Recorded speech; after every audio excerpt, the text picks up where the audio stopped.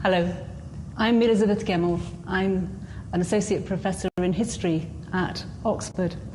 I'm a medievalist. There's nothing like holding a medieval document in your hand to give you a sense of the reality of the past and to inspire you to find out about it. The trouble is that most medieval documents that have come down to us are written in Latin and in an abbreviated and quite difficult handwriting.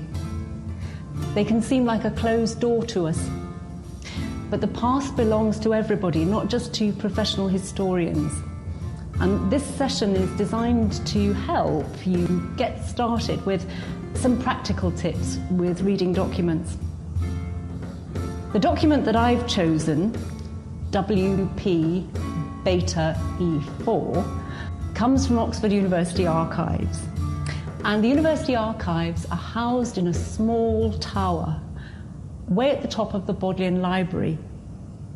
The University Library is at the heart of the buildings of the university, with the University Church, the Radcliffe Camera, the Divinity School, the Sheldonian Theatre, and the Clarendon Building.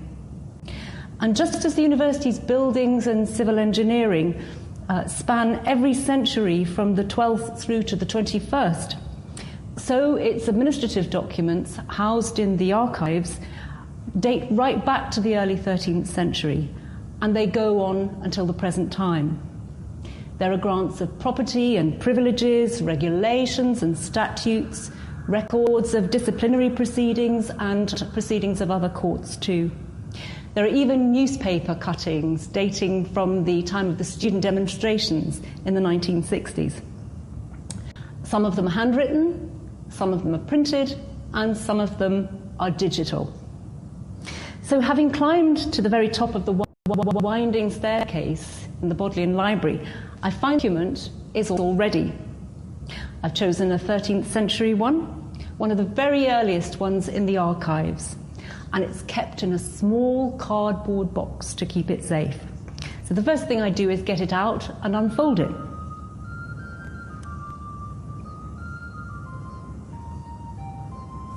I chose this document, I was fascinated by it and thought you would be, because it's an early example of royal intervention in university education. The idea that governments of any kind might interfere with academic freedom is something that universities and academics are always very nervous about. But in this case, the King, Henry III, was trying to be helpful. He was encouraging students at the University of Paris to come and study in England. And this is something that the modern university always wants to do.